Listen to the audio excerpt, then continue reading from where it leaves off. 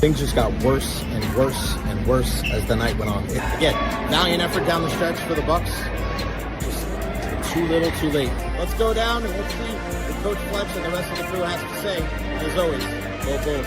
So let's head into the locker room right now and see what the guys have to say about that one. Wow.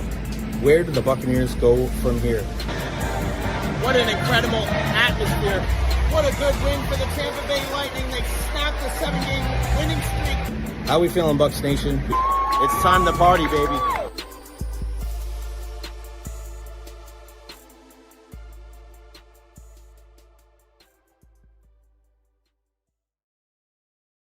What is going on, everybody? Welcome to the Recher podcast. We are live here at Benchmark International Arena here on this October 30th, 2025. I hope everybody's having a wonderful day. Whether you're here in the Tampa Bay area or abroad, make sure you follow me on all social media platforms: Facebook, YouTube, Twitter, Twitch, TikTok, Instagram. I am everywhere. Like and subscribe on YouTube as well. A big thank you to our partners, Honest Hammer Custom Builders, LLC, and Evara Health. We have our Evara Health injury report at 12:30 today with Dr. Carlos Rodriguez. You are not going to want to miss that. We got a lot of great things to talk about on the program today. Again, we are here from Benchmark International Arena. Got some of the Dallas Stars still on the ice down there. A big matchup tonight between the Tampa Bay Lightning and the Dallas Stars. The Bolts on a 3-game winning streak. They're feeling pretty good about themselves, and I know Bolts Nation is feeling pretty damn good as well. We're going to hear from John Cooper here momentarily, as well as Charles-Edouard Dastou and Dominic James, two young men that have been called up and have made a huge difference for the Bolts since they've been with the team, leaving Syracuse and getting called up. I mean, my goodness, what an impact that these two young guys have made. So really, really good stuff there. I don't know why Siri's popping off here. Pretty crazy stuff, man. But yeah, great show lined up for you guys today. We'll also talk a little World Series action. We have the Evara Health injury report at 12:30. At 1 o'clock today, we've got Joe Bucs fans Ira Kaufman, the Sage, joining us to talk all things Buccaneers. And then at 1:30, we finish things off with our good pal Eddie Encina from the Tampa Bay Times to put a nice bow on our Lightning discussion here from Benchmark International Arena. I always want to hear from you guys. Questions, comments, concerns, leave them there at the bottom of the screen. And if you want to join in on the conversation, here is the link right in the chat. Just click on it. StreamYard.com/M3MPWU8UPH. Just click on that link, whether you're on the phone, whether you're on the laptop, click on that link and you can join in on the conversation. Let's say hello to the Wrecking Crew. Go Blue Jays from our guy Benny. Shout out to Janet Best. Hello, Jay Bird and all. Hell yeah, live and direct from Benchmark International Arena. Sway in the house. The $2 super chat. Thank you from Eddie. Thank you, buddy. Your Savage was fantastic last night. Unbelievable. What's going on, my friend? Good to see you as well. What's up, Jay and all? Dolan in the house. Jays may do it. You got that right. Shoe check comes at the end. Can't do it early. Got to do it at the end, my friend. But yeah. Wow. The World Series, right? I mean, I thought it was going to be a sweep, and here comes Toronto just doing the little things. Again, we'll get to that here momentarily. One more show this week. Everybody have a safe Halloween mañana. But yeah, really, really good stuff there. Make sure I got everything on here.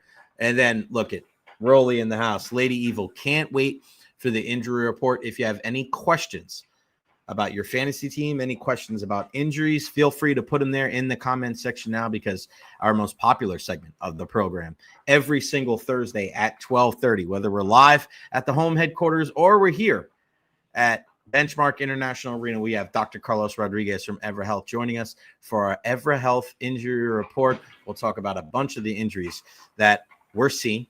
Nick Paul out there today in a red no contact jersey for the Tampa Bay Lightning. Also, Hassan Reddick, how long does Doc think he's going to be out? We'll talk about Cam Scatterbo and also Lamar Jackson. Really, really good stuff as well. Took Gensel for a point tonight, LFG. Yeah, why not, buddy? Carlos Becerra, what's up, Jay? Hoping my Dolphins can't keep it going tonight. Tough. I doubt it. Yeah, you just don't know, man, with the Dolphins, right? You think that they're going to be like down in the dumps. They're not going to be worth anything. They come out and they smack the Atlanta Falcons. But I don't know if that's something that you can really stay with and think, all right, yeah, this is going to happen. this is going to happen. They're going to be a good team for the rest of the season. I don't know. I'm not putting my money right there. Not at all. All right. I'm here. Benchmark International Arena. A huge night tonight. Get here early if you're going to be here at the arena for the game, because before tonight's contest with the Dallas Stars, Nikita Kucherov will be honored 1,000 points. What an incredible milestone for Kuch. You saw it the other night when he reached that milestone. Everybody hopped on the ice. Everybody was so excited for Nikita. So that is going to, the pomp and circumstance before tonight is going to be nuts. There's going to always be tribute videos. We'll see that on the big screen as well. And I'm sure on the ice there's going to be some festivities as well. So if you're here at the arena, make sure you show up early. Do not be late. Should be a good one. These are one of those memories, these moments, because I remember when, the milestones for Victor Hedman, milestones for Steven Stamkos. Like, these are the kind of things you want to be in the building for. All right, so we're here live at Benchmark International Arena. It's always good to hear from head coach John Cooper. He was asked about Nikita Kucherov reaching 1,000 points. I don't know if you guys saw this too, but also John Cooper was hanging out with John Gruden yesterday. Did you guys see this? Check it out. John Cooper speaking today. Let me make sure I got everything on here at Benchmark International Arena. Here's what Coach Cooper had to say. Kucherov getting honored before the game, what's that going to mean for you as somebody that's watching him growing up here? Seriously, I'm getting old. Because I saw 0.1, and now he's at 1,000. Although I'm probably not that old because he's done it faster than most. So it didn't take him as long as it's taken a lot of other guys to do it. But it's quite an accomplishment. And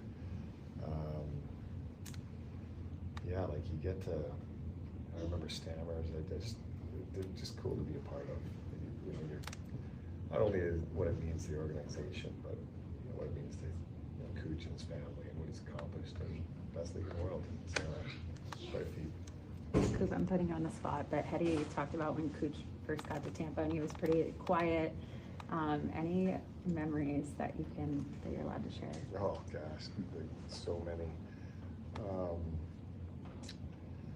It's hard to talk about. I just remember some.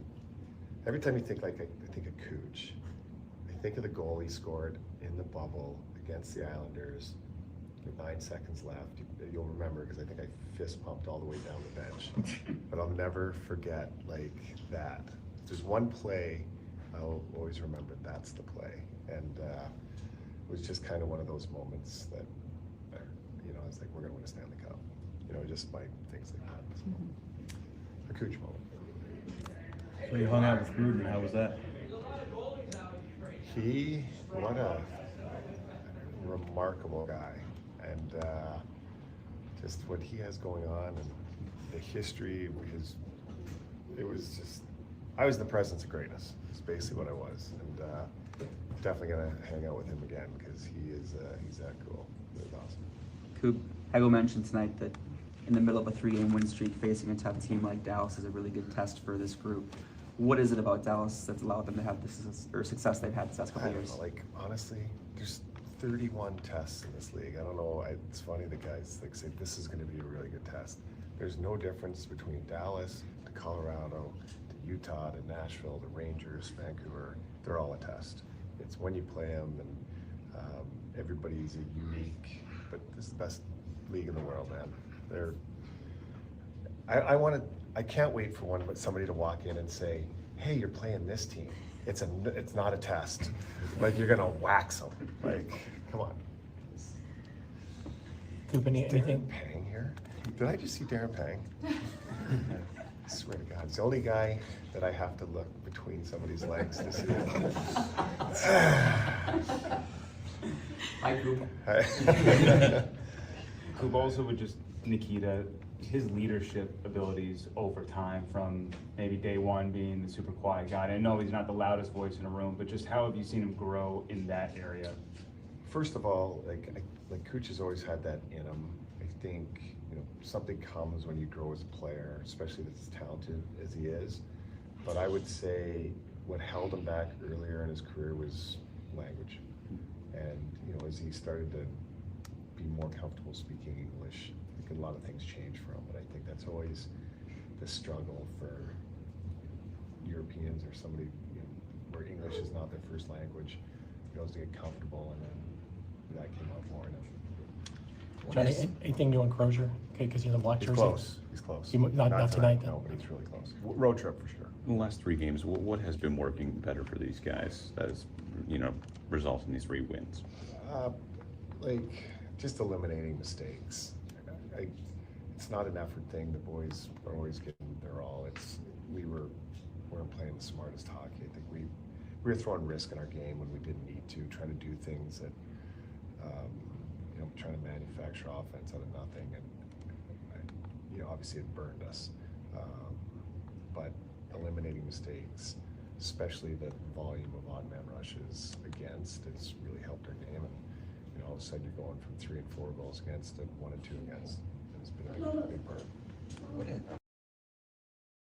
There you have it, head coach Sean Cooper. Some fun stuff too as well, talking about John Gruden, hanging out with him, and kind of busting the chops of the legendary Darren Pang, former goalie, but one of the best hockey broadcasters there is. But man, the growth of Nikita Kucherov as a leader, and you can see the language barrier. And he's a guy that, he's not a big rah-rah guy. He's more of a lead by example type dude. And we've seen that. And we've heard that from a lot of different players across the board. A big thank you to our guy, Richie P., the $20 super chat. Thank you so much, my friend. Here's an appreciation for what you do, Go Bolts. Thank you, Richie. Man, you are the best, buddy. I can't thank you enough.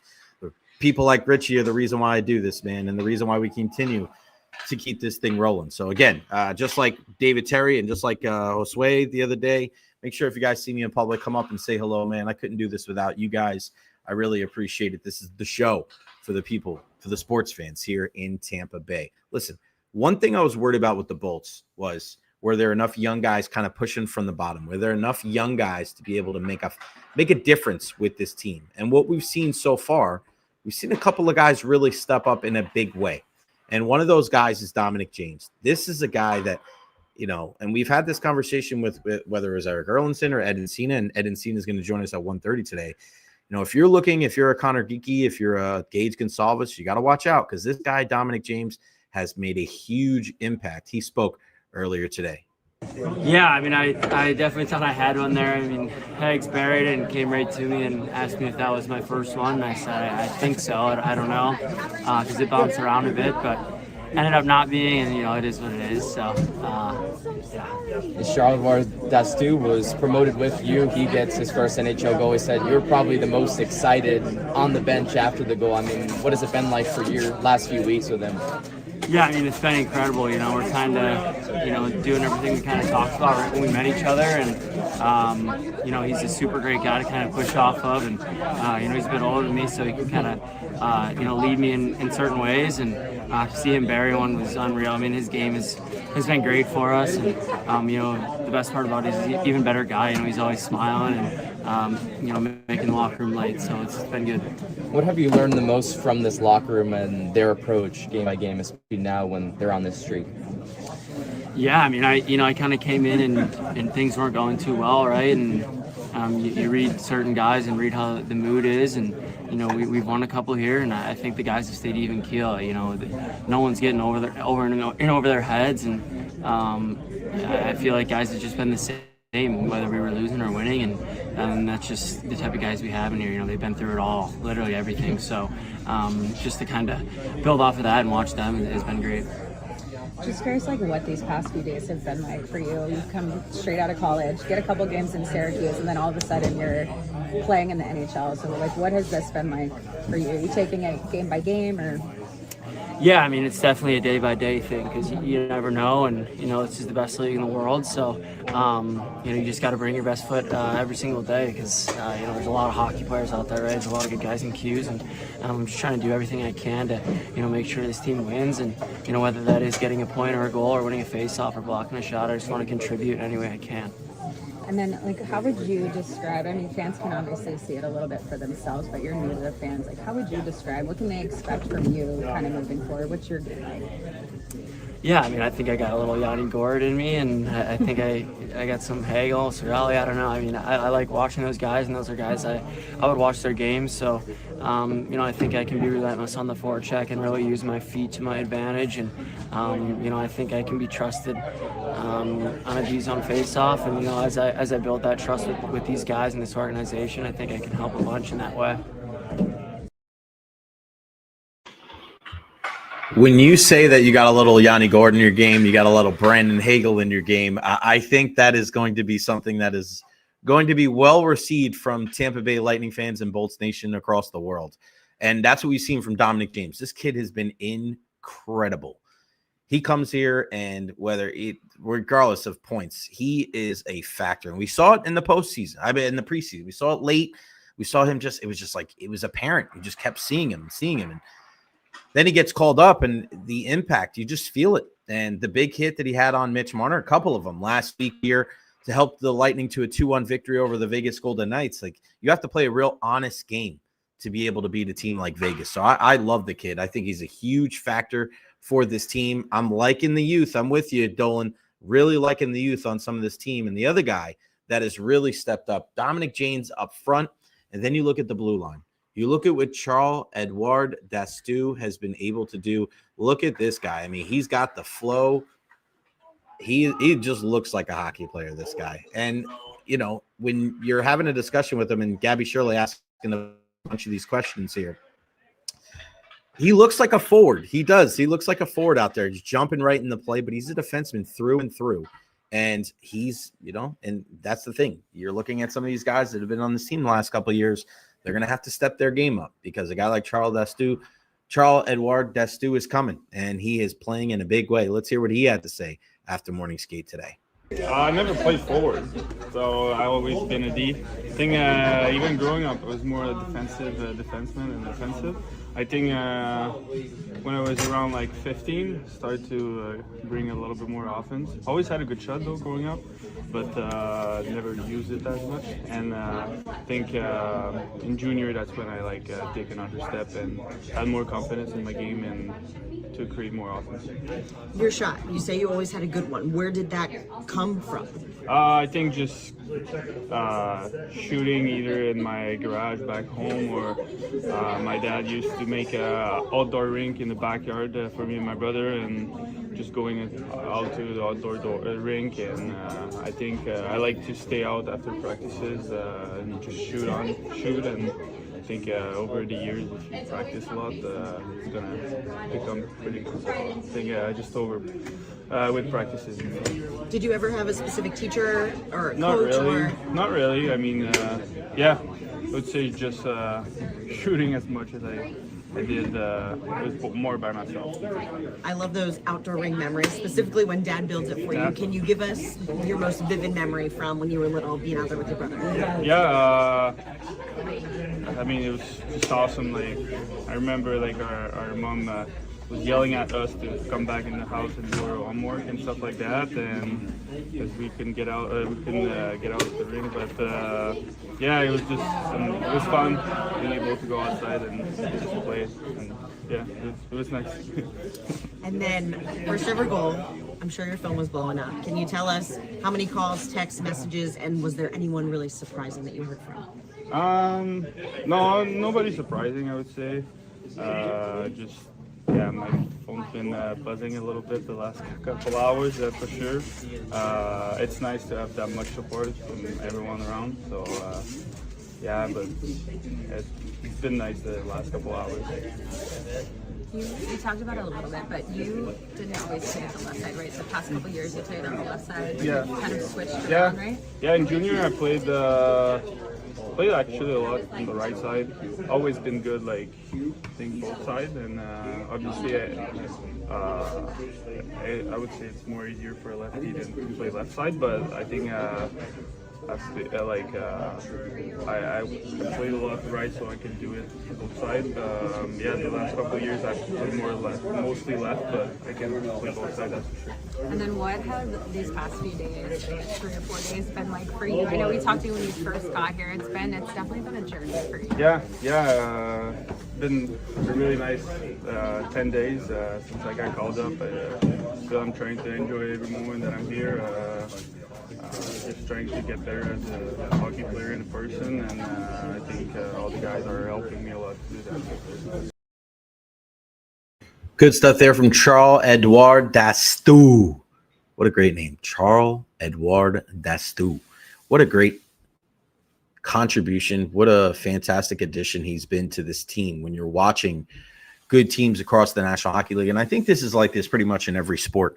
You know, you have your established veterans, but there's always young guys. There's always young guys kind of pushing, and you just sometimes the moment's not too big for them because they don't know any better. And I always I harken back to the 2008 Rays and remember how young Evan Longoria was there and David Price and the contributions that they had, and they went on to have some pretty nice MLB careers. But that first season, right, that initial year for them, playing as big of a role as they did, like it's pretty damn cool, man. It really is. So there's still more pieces down in Syracuse. I say down, even though it's north. And I think that's a factor. And you have to wonder, like, what's going to happen when Nick Paul comes back? Because he's out there skating again today with a red no contact jersey. Maybe another week or so. We'll see about that. But Max Crozier's getting close. He was wearing a regular jersey today. John Cooper said not in the lineup tonight. You just heard him, but he'll be back on the road trip. So, you know, it's a numbers game. It's tough to take Crozier out of Dastou out of the lineup. What happens with Lilleberg? I know a lot of people have been saying, all right, I'll get him out of the lineup. What about Darren Radish? You're not taking McDonough. You're not taking Chernak. You're not taking Moser, and they're not taking Hedman out. So, I mean, are you taking Charles-Edouard Dastou out? I don't know, buddy. I don't know. There's going to be tough decisions to be made by John Cooper and Julien Brisebois and this Tampa Bay Lightning front office and coaching staff. Decisions that they haven't had to make the last couple of seasons because the roster's been pretty set. You knew who the 12 forwards were going to be. You knew who the 6 defensemen or maybe 7 defensemen were going to be, and the goalies. Now it's different, and I like that. I'm a big proponent of how Julien Brisebois was approaching it this year. He looked at what Florida was able to do last year and said, hey, at times in the playoffs, they took whole lines out. Hey, 3 guys in, 3 guys out. It keeps them fresh, but there's also that competitive competition, you know, just the professional competition between teammates, right? They need that. They haven't had that in the last couple of years at Tampa Bay Lightning. So good stuff on Julien Brisebois and John Cooper. Tough decisions, but tough decisions are good when you have a bunch of good hockey players. Speaking of good players, how about those Toronto Blue Jays? My goodness, a 3-2 World Series lead after the win last night. They go belly to belly, back to back in the first inning off of Blake Snell, Davis Schneider, and Vladimir Guerrero. And I mean, you're going home, and Yamamoto's on the mound. I'm going with the Dodgers in Game 6. I think this is going to Game 7. But wow, man, I've been so thoroughly impressed by what I've seen from Toronto. And I really hope that this is at least a semi-adjustment to how we're looking and how we're grading teams out there. And instead of working about certain things and looking at, all right, slash lines and launch angle and all these other BS numbers that have nothing to do with it, like they just have a bunch of guys on Toronto that are tough at bats. Tough 2-out at bats, tough 2-strike approaches. Like, to watch these guys, it's incredible. And I don't want to say it's no surprise because it is a surprise, but they were able to take their approach from the regular season and apply it to the playoffs. And now they're 1 win away from winning the World Series. 1 win away. I mean, holy smokes, man. Toronto's going to be bumping. They're going to be bumping. I know a lot of people north of the border, they are jacked up. You ain't going to get any closer to a Stanley Cup with the Maple Leafs, man. But who would have thought, right? Who would have thought that, you know, obviously the Blue Jays going back-to-back in the early 90s. Who would have thought that the next championship for Toronto, well, I guess it was the Raptors. They did win one. Man, think about that.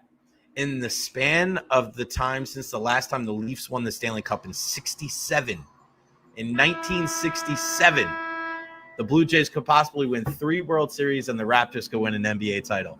That, I don't know how many people would call that one. That is crazy. But they're doing it the right way. They're running the bases well. They're playing good defense. They're a joy to watch. They're fun to watch. And people keep asking me, who are you pulling for? I'm not pulling for anybody in this series, to be honest with you. I don't want the Dodgers to win. I'm not a Blue Jays fan. It is what it is. But they have earned this spot. They have been fantastic. 1967. 67, the last time the Toronto Maple Leafs won the Stanley Cup. But don't tell them that, because they still, I mean, they're like the Dallas Cowboys, and they go back 30 more years. That's why it's a great comparison, because people talk about the Cowboys like they're America's team. They haven't been relevant since the mid-90s. Every year, it's like somebody's picking the Maple Leafs. Every year. You go back to preseason predictions for TSN and Sportsnet and ESPN, and there's still every single year somebody's picking the Maple Leafs. It's like there's no way they're better this year than they were last year, right? I don't know. It's a strange dynamic when it comes to the Maple Leafs. But yeah, I mean, the Blue Jays 1 win away, and to see Addison Barger, the King High graduate, to be able to go out there, and I mean, it's just so crazy to be able to again see that kid, young age, and now he's 1 win away from the World Series. It's super impressive, and it gets you thinking. Maybe teams are going to start adjusting the way that they deploy their lineups out there, because we've been so focused on that launch angle and all these numbers that home runs and OPS and all the. Just go up there and grind at bats. Go up there, get pitch counts up. Go up there and make it difficult. We always talk about that in other sports, teams that are difficult to play against. We hear about that probably in hockey more than any other sport, right? When the Lightning have been at their best, it's because they've been tough to play against. There's too many teams out there in baseball where it's the 3 true outcomes. It's a home run, it's a strikeout, or a walk. These guys go up there and it's like, well, if you go 1 for 4 and you strike out 3 times and you hit a home run, at least you hit a home run. That's good. No, it's not. Productive outs are good too. Being able to move the baseball, runner on second, nobody out. You hit a ground ball to second base. Runner moves to third base. You don't get a sacrifice for that. You get an 0 for 1. But that's a productive out. Your guy goes to third base, and now you have the ability to score a run without the benefit of a base hit, whether it's a pass ball, a wild pitch, a balk, an error, a sacrifice fly. The fact that so many teams are still focused on the 3-run home run instead of playing the game the right way and doing the little things. I mean, just look at what the Toronto Blue Jays have been doing. I mean, you also look at what Los Angeles is not doing and the guys that have not shown up. Mookie Betts and Max Muncy and some of these other guys. It's crazy that you spend that much money on a payroll and then these guys are shrinking in the big moments. And Shohei Ohtani has done all that he could. I mean, he didn't really do much there in Game 5, but we know how good he's been in the postseason. If he has a bad game, I don't know if you're necessarily putting it on him. But this is when you have all of those weapons at your disposal. I think this would be absolutely crushing for the Dodgers if they lost this series. You want to talk about a team that was better on paper? This isn't even close. And let's not forget George Springer going down with that injury. Could he return at some point in the World Series? We'll ask Doc about that here momentarily. But, you know, this is a guy that's been through the wars before. This is a guy with a championship pedigree from his World Series victories with the Houston Astros. This is the reason why they brought him here. And all these years later is finally paid off, but he's not at the top of the lineup because he's been out. And has that slowed down Toronto? No. They keep going. It's that next man up mentality. I've said this before, and I'll say it again. We said it with the Buccaneers, and we'll say it with other teams. Good teams, great teams, they don't worry about the guys that aren't there. They're not complaining about injuries. They can't. They got to focus on the here and now. They got to focus on trying to win the game in front of them with the guys that they have. And you trust your coaching staff. You trust your game plan. And listen, if one guy's not there, you're not going to stop. You're just going to insert somebody else, and you're going to keep on rolling. So kudos to the Toronto Blue Jays, man, because they are, again, 1 win away from the World Series. It is even crazier to say that than it is to think that, but they're going to go home. They get 2 cracks at it there at the Rogers Center, north of the border. I mean, what more could you ask for? What more could you ask for if you were a Toronto Blue Jays fan? 2 chances at home to get 1 victory to be World Series champions.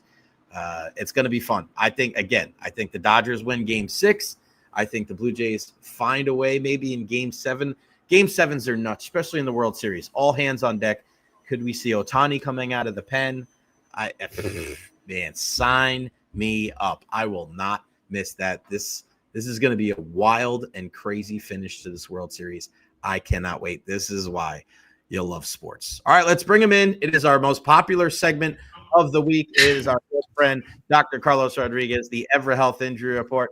Hello, Doc. How are you? I'm doing good. And I hope the sound and the signal, everything is good. I'm not at my usual place. We're at the Coliseum celebrating Evara Health. Oh, so perfect. We're using some new internet and a new quiet spot. So hopefully it all sounds okay. No, it's perfect. It's perfect, Doc. And everybody's so excited. We had a couple people. Look, Doc, hashtag Doc knows. Everybody was chiming in earlier today. They couldn't wait for this segment. So thank you so much for your time. Let's get right into it, Doc. I just mentioned George Springer. Those injuries are tough, man, because when you take a swing, and I've been there, and sometimes it's a foul ball, sometimes it's a foul tip, sometimes it's a swing and miss, and you just know it. And you there's nothing you can really do. Is there any way we see George Springer for Game 6 or Game 7? I highly doubt it. I mean, if you've experienced this, it's basically an oblique strain. Basically, if you see him swing, as soon as he finishes a swing, he winces, grabs down at that lower back right side. He's unable to continue. So the oblique strains are very common when you do rotations, like when you're batting. Recovery typically is 3 to 6 weeks. So we're talking here days. So on average, an professional athlete coming back, we're looking at about 3 weeks. Best scenario is 4 to 5 weeks. Could he gut through one at bat, Doc? Could he manage one at bat? I mean, he could stand there. He may do the best trying to swing a bat, but it's just painful. I mean, and the reason it happens is, I mean, that's your trailing side, right? So that he's batting left-handed. So that's the part of your body that's trying to stop your motion as you're swinging around. Right. So your leading side is starting the rotation. Your back side is trying to stop it as you reach kind of the whole swing. So the muscle's being stretched out as it's trying to contract. Wow. So that's what we call an eccentric contraction, and that's where tears happen. So it's very painful if he's trying to swing a bat and that muscle fires up. It's just going to hurt. So it's not going to be very effective taking on a bat. Doc, talk to me about oblique injuries too, because I just, they've been so prevalent the last decade or so. But when I was a kid growing up, I mean, I was always looking at the injured list. I don't really ever remember somebody talking about an oblique injury. Was it something else more than a decade ago? Was it something because now there's, guys are in better shape so that they're susceptible to an injury like this? Or is this something that maybe just I didn't see and I was oblivious to it? Talk to me about oblique injuries and the prevalence of them. Yeah, I think the injuries have been there. We may have called them abdominal strains. We may have called them a back strain. As we understood a little more the mechanics, we kind of changed a little bit of the terms to an oblique strain. So, I mean, hockey, I say you're right there at the Lightning Arena, and hockey can happen too because it's any rotational type motion. So taking a hockey shot, a swing at a bat. Again, a lot of athletes these days are bigger, stronger, faster. They're trying to do big swings, big at bats. So you tend to have these injuries. I don't think they're more prevalent. I think we're identifying them a little bit easier, and we're being a little more careful when we see them because we know they can be long-term injuries. They can take time to heal. You don't want to rush your way into the motions again because now you're prolonging recovery. So the fact that 3 to 4 weeks is usually on average what most athletes take to recover from this, that's pretty short-term. I mean, not when you're looking at a World Series we're talking about just days. Right. But it happens. They're quite prevalent, especially in baseball. And I'm here at Benchmark International Arena. You coming to the game tonight? I am. I'll be there. Oh, gonna be great. They're honoring Nikita Kucherov for his 1,000th point, so make sure you get here early, Doc. And we got to see Max Crozier. We spoke about his injury. He was on the ice today in a regular jersey. So Coach Cooper said that he will be back, it looks like, during the road trip in the next week or so, which is good. Nick Pohl, unfortunately, still in a red no-contact jersey. Right. You and I spoke about it a couple weeks ago with that wrist tear. When do you think? I think we're getting close, right? They said November, so obviously November is going to be on Saturday. Probably the next couple of weeks, right? 2 weeks, you think, with Nick Pohl coming back? I think so. Maybe a couple of weeks. We talked about this. I mean, we were trying to take a little bit of a guess as to what injury he could have had on the wrist. I'm thinking it's what we call a TFCC, or triangular fibrocartilage complex injury, which is a ligamentous injury on the small side of your wrist, kind of towards the pinky side.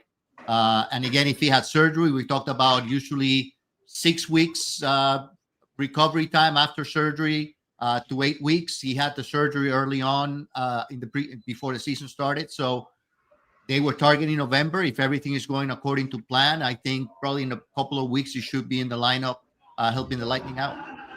Is that something that you have to worry about guys slashing you in that spot, or is it more of the wrist movement of shooting? I think it's more the wrister. It's more the wrister shot. I mean, when you get slapped more on the radial side or the big thumb side here of the wrist, because that's where you get struck.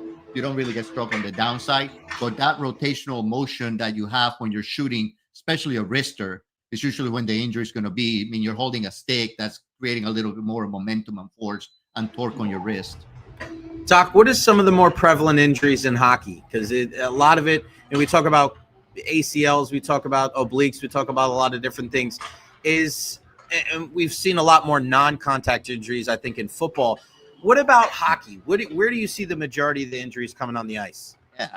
Hockey, I think, are mostly typically contact injuries, or maybe something happens on the ice, like we saw with Crozier, where the blade just gets stuck on the ice. But they usually happen in contact. The blade could be on the ice, and if the foot's planted, you get hit, something gets twisted, whether it's the ankle or the knee, or usually we see them when someone gets boarded. And then they may suffer a knee injury or may suffer a head injury or a back injury as they get boarded during the game. Non-contact injuries are not as prevalent in hockey as they are in football. What about kids? What about youth hockey?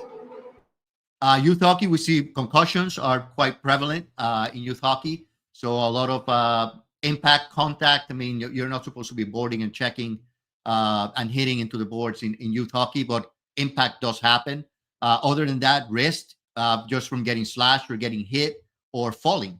You fall and you don't put your hands out, and you're going to hit the ice, and then you're going to have some wrist injuries with that. But it's not common to see ACL, MCL injuries. Right. Ankle sprains are not very common, again, unless you actually get hit or your foot is planted. But you also have the boot holding the foot in place, so those are not as common. Yeah, I got a pretty bad concussion playing hockey when I was about 14. Head-on-head contact with a friend of mine, didn't see each other. It was not good. One of the bad injuries that we saw from over the weekend was Cam Scatterbo from the Giants. I mean, man, unbelievable. And you see him down, and you kind of know you saw his foot on the wrong way. And I saw something that you brought up about you got to make sure that you get to him quick. What can you tell us about his injury and how they were able to take care of him there in Philly? Yeah, so that's a pretty devastating injury. Again, this is not only was it a dislocation, but a fracture, and in his case, also an open fracture. So you don't really, if you got to take a quick look at the video or trying to find a video where you see all the details. They blurred a lot of this stuff out, but his bone's actually sticking in his sock. When the foot's turned sideways, the bones actually come through the skin and it's protruding into the sock. So the injury, the mechanism, pretty devastating. His foot is planted and gets what we call dorsiflex. So his toes are pointing way up as the foot gets then rolled over by the defensive player. So when your foot is pointed up like that with your knee over your toes, your ankle is locked. So your ankle doesn't have any give at that point. If you point your toes down, you can wheel your ankle side to side. You point your toes all the way up towards your knee. Your ankle doesn't have a lot of motion. So now we have basically a mortise that is locked up. And now on top of that gets hit and gets twisted. So something's got to give. So in his case, the fibula, the little bone, gave up and it snapped. And then it snapped in such a way that actually came and poked right through the skin. Along with that, because he had what we call is an eversion injury, meaning the foot turned outwards, the deltoid ligament, which is the inside ligament of the ankle, got destroyed and gets torn up. So you have to, one, reduce the fracture. So immediately what you do is you go right there, you have to reduce the fracture. So you grab the heel, grab the foot, put traction on it, get it back to the right spot. Then you got to put them in that pneumatic boot to, one, prevent bleeding, provide stabilization until you transport them. But you got to do an immediate reduction because you worry about neurovascular flow, whether the vessels and the nerves are intact or there's no flow. So you got to reduce it as quickly as you can.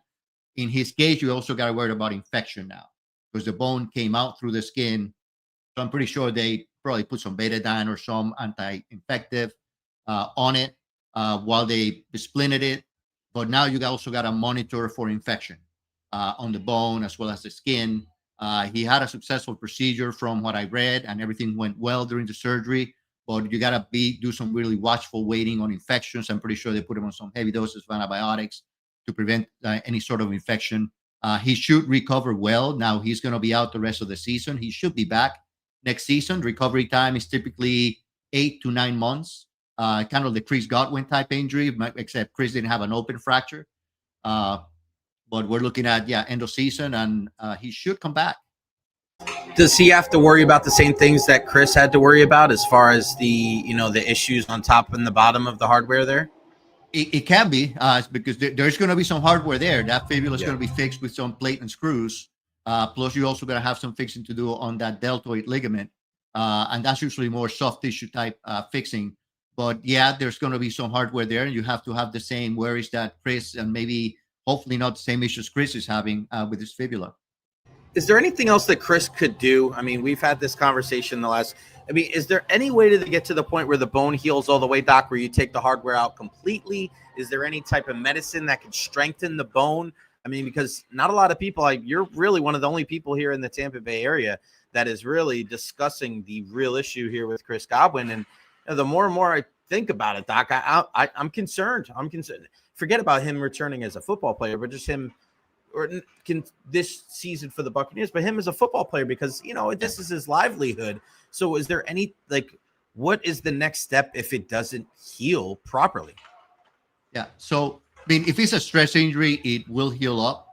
You can remove hardware. Once fractures are healed up, you can go in and remove hardware because the bone is healed. But then you got to give time for the bony areas where there were screws to fill up and for the bone to heal up. That would be something that would be done off season. Take the hardware out once the bone is sealed up, especially if the hardware is causing any sort of issues or any sort of trouble. As far as any supplements you can take, you can always take calcium, vitamin D to supplement bone mineralization and bone healing. He's a very healthy individual, so I doubt that there's any vitamin D or calcium deficiencies that would be affecting the healing process of the bone. Taking extra supplements doesn't hurt. It may actually improve a little bit of the healing process, but certainly having some consideration to remove the hardware if it continues to be an issue later on is something that can be done. I want to ask you about Lamar Jackson. Obviously, there was kind of a funky thing last week where people thought there was some issue with the injury report, but man, Baltimore has really struggled this season without their MVP. What can you tell us about Lamar Jackson? You think he'll be back this weekend for the Ravens? He should be. I expect him to recover. Have had enough time to recover from the injury, so I do expect him to be there this weekend. I haven't read in the reports whether he's been practicing or not. Right. But I expect him, if he's been having some practices, to be able to be there for game time.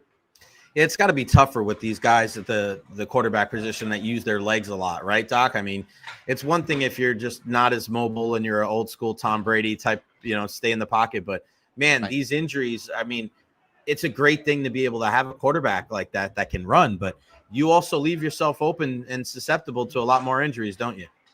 You do. I mean, especially the impacts, the hits. I mean, hopefully not a big injury like Scatterbo had. But you're opening yourself to more injuries because now you're a target. Now you can't be hit in the pocket, but usually you're protected there as much more frequently than if you're out running. And now you become And quarterbacks, certainly, once they start running, they become a target. The linebackers and the safeties are looking forward to putting a big hit on the quarterback. How about Michael Penix Jr.? Obviously, we keep a close eye on him because he's a Tampa kid. He's the Atlanta Falcons quarterback. We see him in the division. Didn't play last week. Kirk Cousins went in there, and it was ugly. What are the chances that we see him back with Atlanta?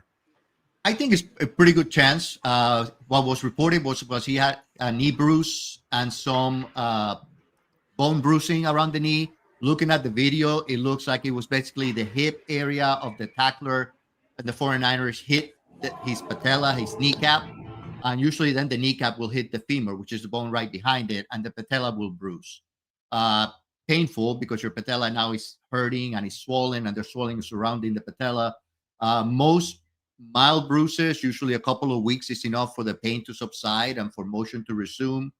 Sometimes they can be quite complicated. If you follow these on MRIs or with MRI findings can be there for many months after the injury, but usually what you judge it by is by pain. And with a mild injury, usually 2 to 3 weeks. He was out 1 week, so this is the second week. So I expect him that he should be fine. At least give it a go during practices. And if he's feeling well, I expect him to be playing the Patriots this weekend. Young quarterback to an old quarterback, and Joe Flacco. It's been kind of crazy to see a guy in his 40s get another opportunity with Cincinnati and doing a good job. I heard yesterday that he was 50-50. I know it's not. We talk about the recovery. We spoke about this last week with Emeka Ibuka of these young guys and their ability to recover. Recover as well, I can tell you, from being in my 40s now.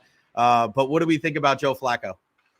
So Joe Flacco has an AC joint sprain or AC joint separation on his throwing arm.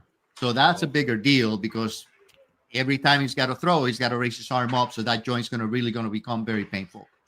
Injured against the Jets. He's very questionable about for this weekend. A low-grade injury, what we call a grade 1 or grade 2 injury, is treated conservatively. Most people regain function in 2 to 4 weeks. So I expect him a couple of weeks, 3 weeks, he should be fine. The return to play is really guided by pain, motion, and strength. Again, it's his throwing arm. So you got to make sure that he's able to raise his arm up, have the strength to be able to throw the football without any discomfort. Average time lost for most guys in football that have a grade 1 or 2 sprain is about 10 to 12 days. So he should be right on track to come back towards the next game. Grade 3 injuries, which I doubt he has, because grade 3 injuries in professional athletes are usually treated surgically. In non-professional athletes, we may do conservative management. It takes longer. Grades 4, 5, and 6 usually require surgery. So in his case, I'm thinking a grade 1 or 2. That's why they didn't jump into any surgical type of management. So 10, 12 days, he should be fine. I didn't put this in our list, but I wanted to ask you about Carson Wentz. I don't know if you saw this. He tore his labrum and fractured his shoulder socket October 5th, kept playing the next couple of weeks. It's in his left shoulder, but talk through us, because this is, Baker Mayfield had an injury to his left shoulder when he was in Cleveland. And some people will say, they'll be okay because they throw with their other shoulder. But Doc, I don't know if that's necessarily the right way to look at it, is it, man? Because even though it's not your throwing shoulder, I mean, you still have a lot to do with that non-throwing shoulder if you're a quarterback in the National Football League. Yeah, I mean, the throwing motion is not just your arm that throws the ball. It's everything from your feet, grounding yourself, all the way through your torso, and even the lead shoulder has to have a motion in order for you to be able to have a strong throw. Now, can you throw up a ball without having a strong shoulder on your opposite arm? Yeah, but the throw, I don't think it's going to be as effective for a strong. So a labral injury, we talked about the labrum, I think, a couple of weeks ago, is basically the bumper guard that holds the shoulder in place. It's basically the ball sitting on that socket, or basically a plate. So the labrum is kind of that bumper guard. So that's usually when it tears, it has to be fixed surgically because it doesn't have any really great blood flow to it. It's a piece of cartilage. So it has to be tacked down or stapled back down or sutured back down onto the bone. Along with that, he did have a fracture on the plate. So the glenoid, which is the plate, also had a fracture, which probably was related to the labral tear. So that you can watch it. If there's no displacement, the labrum is going to get fixed. So he's looking at surgery, arthroscopic surgery to fix it. And usually that's about a 3 to 4 month recovery time from that. Doc, what's been the latest on arm injuries for pitchers and for quarterbacks? As far as, you know, we talk about Tommy John surgery and how like people are looking for multiple ways to be able to operate on their elbow. Is there any late news? Is there because you figure a lot of people are looking into this because baseball or injuries, especially in baseball, to the pitcher's arms are so prevalent. What's the latest on what we're learning about these injuries and proper prevention? So every single year we're not seeing Garrett Cole and all these different pitchers in the league, you know, out for, a whole year because of an injury. Overuse is the biggest issue when we look at elbow injury, especially ligament injuries like the pitcher's medial collateral ligament, so the inside elbow ligament. Overuse, what happens is every time you pitch, every time you're doing throwings, little micro injuries will happen to the ligament, and those micro injuries need to heal over the course of time. And that's why you have usually a 4 or 5 pitcher rotation, because you got to allow the pitcher time to recover. Now, in between outings, they'll have mount practice and some pitching time. But when at the game, you want them to be 100% recovered from the prior outing. So overuse is the leading cause of injuries when it comes to Tommy John. There's really no big research regarding muscle mass or muscle injuries. The guys that have bigger muscle mass. Motion can also impact, but most of these guys have great pitching coaches that are looking at the motion, are looking at the slot, are looking at the arm follow through. So when I look at kids having little league elbow and you coach some youth baseball, it's usually a mechanical thing that leads to the injuries as well as the overthrowing and the over preparation for the games. In professional athletes, it's really more, I think, an overuse type injury because the mechanics have been polished. In kids, we have to still polish some of the mechanics to prevent them from getting hurt.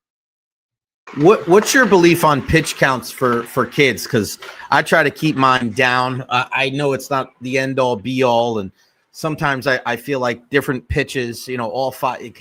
One kid could throw 5 pitches and look nice and loose, and the other could be very 5 high labor, high intensive. And then because there was a horror story I heard a couple of weeks ago where a kid threw 53 pitches on Saturday and then threw another 80 on Sunday for 133 pitches in 2 days. And it turned my stomach. What's the most important thing as far as pitch counts? Do we know, is there kind of a set rule that if you know off the top of your head, or is it just something that you have to monitor? And also what should kids be doing after they pitch? So pitch counts are very important. I mean, I'm a strong believer in pitch counts, and not only me, but I mean, in general, the American Association of Sports Medicine has come out with pitch counts and recommendations for pitch counts. So I don't have them right, the numbers right off the top of my head. It depends on the age of the kid is what you want to do as far as throws, and then as far as rest days after throwing. So that will prevent a lot of injuries. Literally, we talked about the fact that in kids, the ligament is not the issue, it's the bone, especially kids where the growth plates are still present. The growth plate is the weakest link, so the growth plate will start moving as the ligament is tugging on it. So the prevention of that is monitoring the throwing, monitoring for symptoms, and reducing the amount of throwing. So, I mean, a professional player does not throw that many pitches. They won't go back to back. I mean, even in the game, they look at 100 pitches, and usually they're pulling them out no matter how well they're doing in the game. So why would you subject a child who's not even getting paid, and you could actually hurt their potential to play at any higher level in the future? Why would you put the child through that? So it's absolutely important to monitor the pitch counts, give the kids rest. And not only that, I mean, and you, as you coach baseball, your pitcher is probably one of your best players. So he's usually the shortstop, and if not, he's the catcher. So you got to be mindful that it's not just that, oh, he pitched 53 pitches today, but tomorrow he's going to play catcher. Well, he's throwing the ball back to the mound just as many times as he's receiving it. So you got to be mindful of that. So it's putting them also in a position, if they're going to play the next day, in a position where the amount of throws is minimal, so you still minimize the amount of stress that there is on that elbow. Yeah, I've always sat my guys before and after they pitched or catched, and really try to sit as much as possible if you're a pitcher or a catcher. Well, I know when I was coaching in high school, you saw so many kids after they pitched, they put the ice on their arm. You don't see that really anymore. You see guys more running after the games. They're talking about the lactic acid buildup. After a kid pitches, whether he's, 12, 13, like one of my teams, or a high school kid, what would you suggest day of after a kid pitches to get them in a position where they start their recovery process the correct way? Ice, running, something else? So, ice is really needed if you have an injury or if you have inflammation or if you have swelling. So just icing your elbow just because you had a pitching outing, as you said, you don't see that anymore. If anything, what you want to do is work on stretching. Now your body's warmed up. So I'm a strong believer that after you've played, you need to spend 15, 20 minutes stretching, cooling down, working your muscles, working your joints, because that's the prime time where your body has now, it's all warmed up, it's all nice and loose. We see a lot of people stretch and warm up before they play, then they play, and then they're done. So it should be a warm up, then play, then stretch. That should be the appropriate way of doing it. So for a kid to recover from a pitching outing, unless they have pain or swelling, there's really no need to start icing. Good nutritional balance, good meal after you have a good strong outing and a good game, and then rest. And during that rest period, you can still do some exercises, you can still do some strengthening, you can still do some stretching, just to continue the rehabilitation and recovery process. Your body's going to heal up, but you just got to give it time to heal up and not have another pitching outing or another stressful event on top of that prior one, because then that's going to be cumulative. And eventually the body's going to break down. So the bands, like a lot of guys are using the band work now. So I'm just trying to incorporate something to my pitchers. So after a guy pitches, for me, if he runs a little bit, stretches a little bit, and gets on the bands, that's probably some of the best thing they can do. Absolutely. You hit it right on. You're doing the right stuff for your kids. Good. Thank goodness, man. Because when I see other people do it, it mortifies me, man. I don't know what to do. You know what I mean? Because you can't be at every field, right? And then when you see it and your heart just drops in your stomach, it's just absolutely it's a failure. And it's important.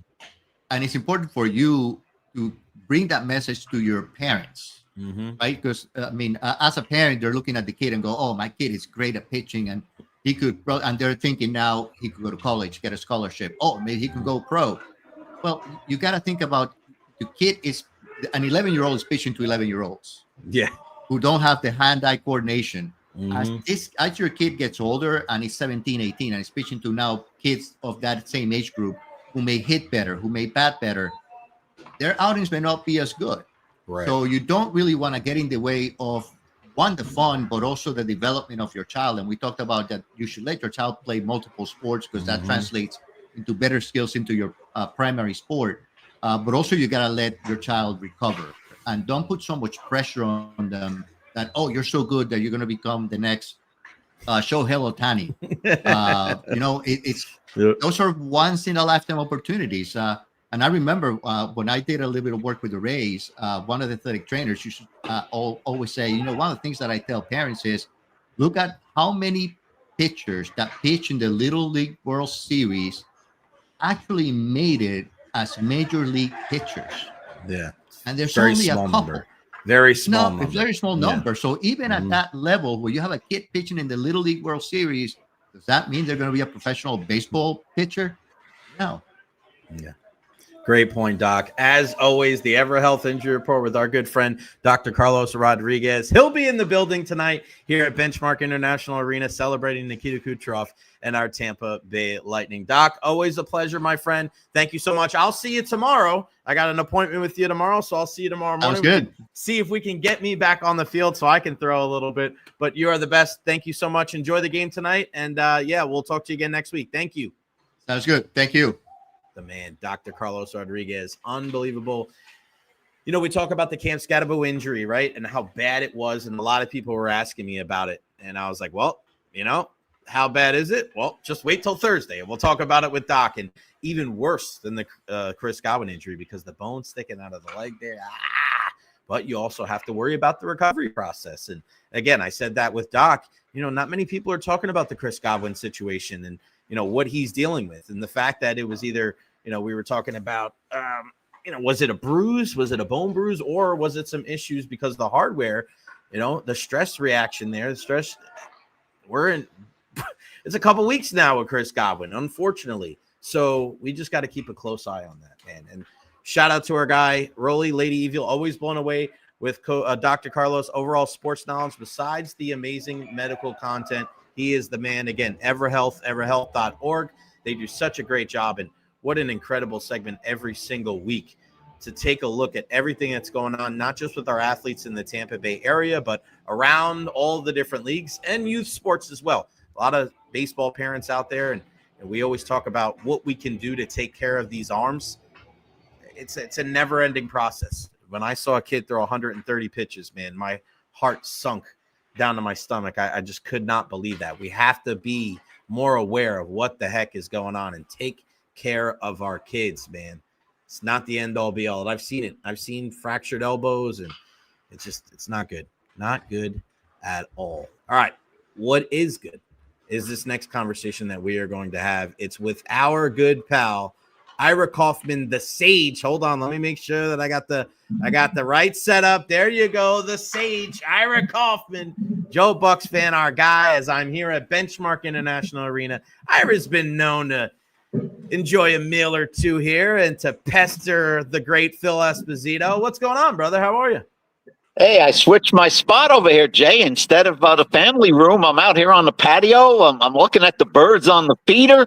I got the pool. I got the fence in the background, and look at you, jacket and tie. Unbelievable, Recher. Unbelievable. That's how I roll, my friend. That is how I roll. Hey, you got a big discussion? Did you get a chance to sit down with somebody special? I keep an eye on JoeBucsFan.com, as should all of our Buccaneers fans out there. I heard a nice little sit-down discussion with you and certain somebody, huh?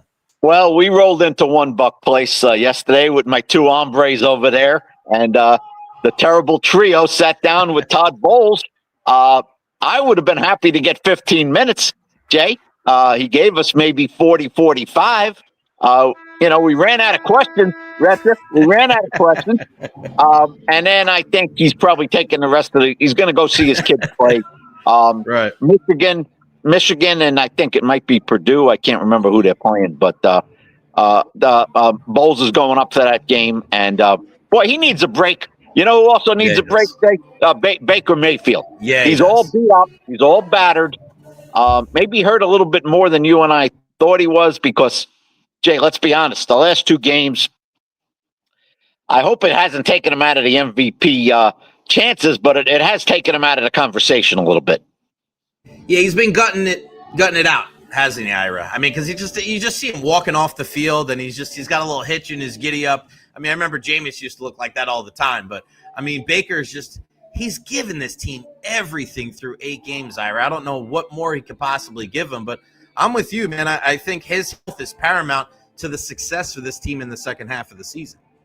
And Jay, here's the tip-off, I think, a little bit is the last 2 games, the part of his game that's really stunned me, I knew he had a big arm and leadership and intense competitor, but he's a very effective scrambler. He's very effective. Now, he's not Lamar Jackson, and he doesn't claim to be, but Jay, how many 3rd and 7s have we seen this guy run for a first down? I mean, that's just a backbreaker for the defense. Everybody's covered. The last 2 games, Jay, he's not doing that. And look on the goal line. They didn't even try a quarterback sneak, Jay. They didn't try one. They had like 9 cracks from the one. And by the way, Grizzard, he's got to pick up his game a little bit, Jay, because that first goal line stand, when they didn't score from the one, he ran 4 at the same place, Jay. They were all the same place. So Grizzard will learn from that. I think the Bucs are in good shape, Jay. Who is more important to come back, Gedeke, Bucky, or Chris Godwin? I think Irving. Irving, because he adds that dimension, Jay, the 30-yard run. He had a 72-yard reception this year for a touchdown.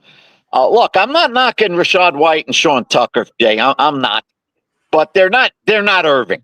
I mean, Irving to me is like a notch below Jamar Gibbs. He's not as good as Gibbs. He's not. Yeah. But he's the same type like you hold your breath. You know, he could go 40 at any time, and I think they really miss that right now. This offense needs a jolt. You know, Jason Light, he's not that guy that's wheeling and dealing at the trade deadline, Ira. Could this year be different, though, knowing what is at stake, knowing that they are on that short list of teams in the NFC that could get to a Super Bowl? And also, do you take into any account Levante David and Mike Evans? You kind of want to send them off, you know, with them knowing like, hey, we did everything to try to maximize, you know, your waning days here with the Buccaneers. What do you think the Buccaneers' stance is going to be at the deadline with it just, 5-6 days away? Jay, I understand Jason Light's reticence to give up draft picks. I do. I mean, even a 5th-round pick, because he's hit it big. In the 4th, 5th, he does it all the time. I mean, it's hard to argue with his drafting in the last 5 years. It really is. I'm not going to knock him for Kyle Trask. I mean, it happens every year. You know, 10 teams miss on that 2nd round, late 2nd round. So anyway, Jay, to answer your question, I don't think you've looked at it this way, maybe. I think the deciding factor could be the Glazers. It could be the Glazers because they're, you know, having discussions now with Jason Light. They always do. And I think they're pretty excited about this football team. I think they think, like you said, they could do some damage in January. And God forbid, I mean, we got to assume they're going to win this God-forsaken division. Atlanta, you know, Atlanta's been ripped apart twice this year, Jay. Twice they didn't show up. That doesn't spell well for Raheem Morris. Anyway, I think the Glazers in their discussions with Light not only give him the green light, but maybe encourage him to make a move. I'm not talking about Trey Hendrickson. I'm talking about, you know, maybe pick up one of the Miami guys if they're having a rummage sale. Go grab Bradley Chubb or something, or a receiver. Jay, I think they need a little help, you know, to get them over the top in January. What about the linebacker position? Because I think it's kind of crazy. And I saw you guys write an article about Savasier Dennis, and it's funny because I was very apprehensive going into the season, going, "Are we sure? Are we sure this is a position that we're okay that they didn't address?" And everybody kept saying Savasier can cover. Savasier can cover. Well, he's sure as hell better going forward, I think, than a lot of people thought. But I don't know if he's the coverage linebacker than people thought, because we've been waiting. Devin White, KJ Britt, and now Savasier Dennis. So you wonder if a guy like Jordan Brooks or maybe another linebacker is out there. What do you make of the linebacker spot, knowing that, hey, you kind of accept Levante for what he is at this age? I think they're going to address it, Jay, in the offseason, because I think there's a pretty good chance maybe that David says that this is it, especially if they make a deep playoff run or something. And I think he slowed down a little bit, Jay. He's still really good, but he's not 27 anymore, and you can tell at times. Dennis, I think, has played better, Jay, the last 2 weeks. I think he's played better. Like you said, he's making a lot of tackles, but, you know, you and I have heard that he's great in coverage, and he wasn't. He just wasn't those first 6 weeks. I thought he took a step back from last year when he was healthy. So talking to Bowles yesterday for the podcast, I brought up Savasier Dennis, and Bowles is very pleased with his progress the last couple of weeks. He thinks he's gotten back to his form.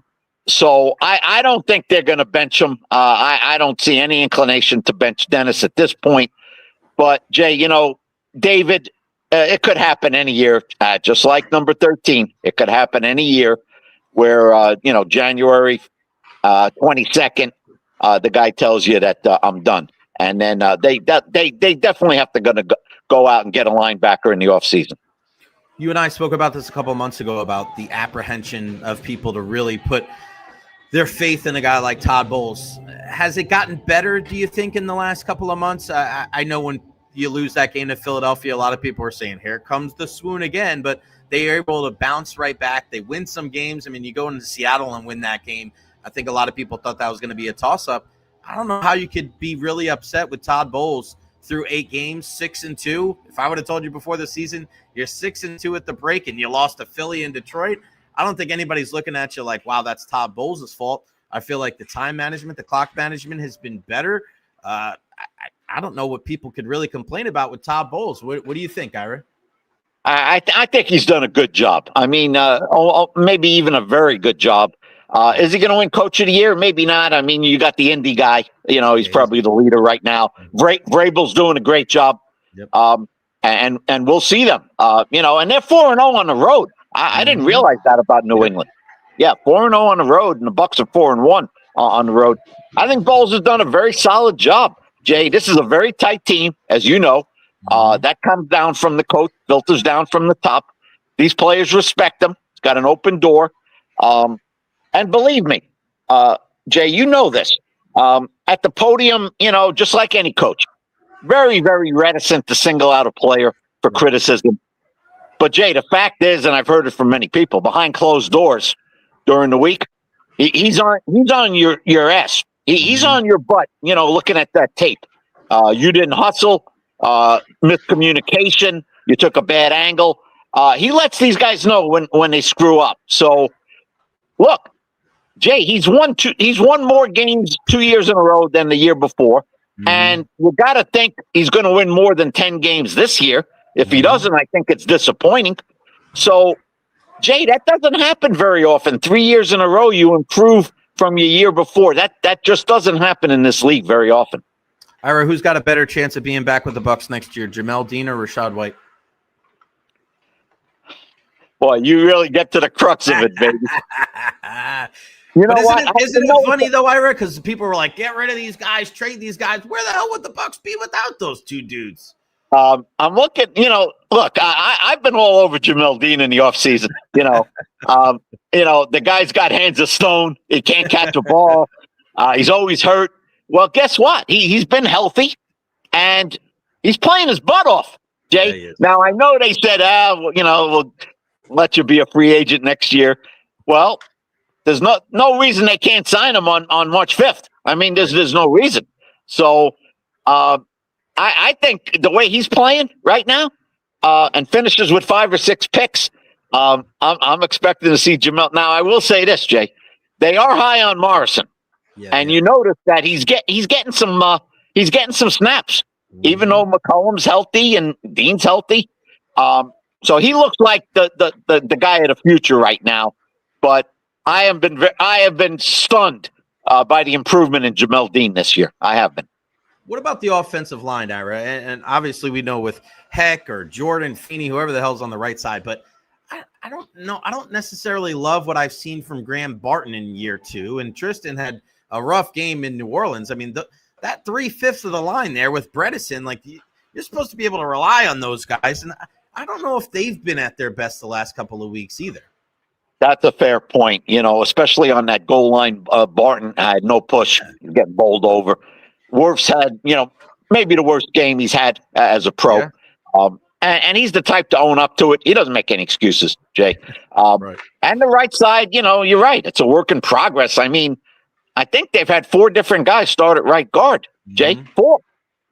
You know, nobody knows about Jordan, Haggard. I mean, you know, here's Feeney. And, you know, and Heck is Heck, right? At right tackle. He is what he is.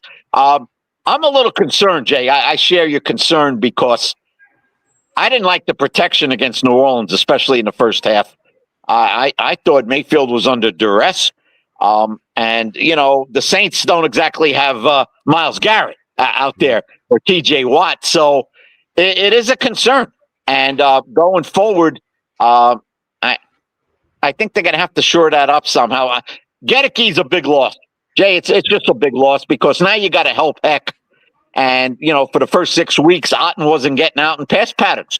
Otten wasn't catching any balls. So, you know, I think that's a weak spot right now, at least based on the last couple of weeks. Unsung hero, in my opinion, Cade Otten through the first 8 games because everybody's like, oh, where was he at in the pass game? Well, he's helping out the right side of the line. We don't even know these guys' freaking names. And then when he goes out there, he does make some plays. I really like Cade Otten. And maybe Tyke Smith, too, Jay. Yeah. Doing a whale of a job. Doing a whale of it. No doubt about it. Who do you think is a bigger threat to the Bucs? You think the Panthers or you think the Falcons? Because I think you look on paper, you're like, well, the Falcons with Penix and all these guys. But, man, the Clunkers, lose 30 zip to Carolina, and then to get absolutely manhandled by Miami, a team that's out to lunch. They've given up on their coach. I don't care if Cousins is playing. I don't care if you resurrect Matt Ryan and put him back there. Like, that performance from Atlanta was one of the worst, I think, that we've seen in the NFL this year. Is it by default? Is Carolina a bigger threat just because it seems like Dave Canales has the group playing together a little bit more? It's kind of weird to say that. You gotta wonder what's going through Arthur Blank's mind, Jay. Right. I mean, I think Raheem could be in trouble after this year. Unless they rally for him, it's possible. But, for anybody who says, well, wait a minute, they were in their backup quarterback and Penix didn't play. Well, Kirk Cousins is a professional quarterback. Right. He didn't fall off the turnip truck, Jay. And on both sides of the ball, they were manhandled, as you said. And Miami looked like a team that had given up going into last week. No question about it. I think they're going to lose tonight. They're playing Baltimore, right, Jay? I expect Miami to go back to their losing ways. Canales had done a very good job, and last week was a clunker. There's no question about it. But I got faith in Canales. I'd say give him another 2 years. We'll see what goes on. They need help. The quarterback is still a question mark. We'll see. That rookie receiver, I think, is going to be a good player. Jay McMillan's going to be a good player. I wonder if he was sitting there, Jay, and hadn't been off the board. If Light would have taken him or Igbuka. We'll never know. But I think Light's pretty happy with the way things turned out with Igbuka. Yeah, no doubt about it. All right, let's finish with some baseball talk before I let you roll. We'll get to the World Series in a second, but I want to hear what you think about this new manager for the San Francisco Giants. Ira, this is a really unprecedented thing that you don't see in the major leagues, going to the college ranks. We see it it's obviously more prevalent in the NBA and the NFL, even though it's not a ton. Slightly less in the NHL. You see it every once in a while, but never, ever in Major League Baseball. You'll see a minor league guy get a crack. You'll see a former player get a crack, but you don't see a guy at the college level. It's a much different game. What do you make of Vitello going to San Francisco? This is a bold move from Buster Posey. And me, as a guy that coaches baseball, Ira, I love it. I love it. What say you? Jay, it tells you all you need to know about Buster Posey. Former player, catcher, cerebral. I think he's a legitimate Hall of Fame candidate. I don't think he's a slam dunk, but Jay, he was the centerpiece of 3 championship teams. I don't think you can knock that. And hit that big grand slam Game 5 against Cincinnati, and that was the series they were down 0-2 and won the last 3 games. Anyway, very bold move for Posey. He's not scared, Jay. He's not scared. And everything I read about this guy tells me he's a heck of a motivator, in-your-face guy. I think the Giants need that. I'm tired of looking up at the Dodgers, Jay. Right. I'm just tired of it. And I know the Giant payroll is not going to be $320 million like and the Dodgers get every great Asian player that's out. Yamamoto is fantastic. I mean, the guy, wow, what a pitcher. And I expect him to pitch well in Game 6. And so it could very well go to Game 7. But, the Giants are not a complete team, Jay. But I like Posey at the controls. I didn't like Feige, a guy from the Dodger organization. I don't think he did a good job. And the problem with San Francisco, Jay, I follow them very closely. I know they're minor league guys even. They haven't drafted well. And unlike the Rays, the Rays, they hit on people. And the Giants keep missing on these first-round picks. So I'm hoping Posey gets this job done. I'm not thrilled with Pat Burrell. Jay, I don't know how you felt about Pat Burrell when he was with the Rays, but I never even liked the guy personally. And I don't think he's very good as a hitting coach. So I would dump him. But I like this Vitello guy. I'm kind of enthused about it. I am too. And I think it's one way or the other. Like, I think it's going to be a crash and burn because his rah-rah type of stuff that works in college doesn't work with professional athletes. We've seen that before. It's like a little Greg Schiano action, right? Is that going to work with Devers, Jay? Is it going to work with Rafael Devers? I don't know. That's a good point, but maybe you move on from a guy like that. Maybe you flip him to somebody else, right? This is either going to be something that changes the game of baseball, and other people are going to look to this and go, this is this, because it's not just about the motivation, Ira. I think this is going to be an extension of more bunting, more hitting and running, more practicing, more defensive work, more little things, more the way Joe Madden was the manager for the Rays, because you forget about that type of stuff with the major leagues. And I think having a college guy in there to focus on the fundamentals, if they do that and they do it well, I think it's a copycat league, like in every professional sports league. I think people are going to copy it if it goes well. If it doesn't, it'll be crash and burn because he won't have that kind of finger on the pulse of professional athletes. But I love when teams take chances. You have to take chances if you're going to catch the Dodgers. You got to think outside the box. It's why the Rays did what they did, playing in a division with the Yankees and the Red Sox. I give Buster Posey so much credit for this. All right, World Series, Game 6. I'm with you. I think Yamamoto wins Game 6. He's been probably one of the best pitchers in all of baseball in the postseason. Then it comes down to Game 7. Do you think Toronto wins Game 7? Do you think the Jays pull it out? The Dodgers pull it out? What do you think? I got to lean towards the Jays in a Game 7. Yeah, man. Jay, and I'll tell you why. You mentioned manufacturing runs, and I follow the Giants closely, and Bob Melvin, say what you want, veteran manager, Jay, but they stole 50 bases, in 162 games, no hit and runs, no bunts, and that's a ballpark where you don't wait for a three-run homer, right. Jay. You just don't. And they don't have Ohtani on that team, so I think that what impresses me about Toronto, Jay, and everybody knows about Guerrero, but they got good hitters, Jay, up and down the line. Yep. They put the bat on the ball. They don't strike out a lot. They were the second fewest team to strike out in the majors, and they average 5 runs a game. Now, that's not easy to do, those two things together. All these role players, Jay, they work the count, kind of remind me of the old Yankees. Yeah. Wear out the pitcher, and they did it to Snell twice, Jay. They did it to Snell twice and made him look bad in the process. So I'm favoring Toronto in a Game 7. I'm with you. I love it, man. I love when guys grind out at-bats. They're tough with 2 strikes. They're tough with 2 outs. They don't give in. It's not these 3 true outcomes where it's a home run, a strikeout, or a walk. That drives me crazy. And the fact that Toronto's been able to play that's Jay, beautiful. Yeah, you've been watching Snell a long time, and you're a student of the game. And I said it before the game, talking to the Mad Dog. You gotta lay off that curveball in the dirt by Snell. I mean, he killed you with that pitch, and the Jays, they don't go for it, and other guys get themselves out, Jay, all the time against pitchers like Snell, all the time.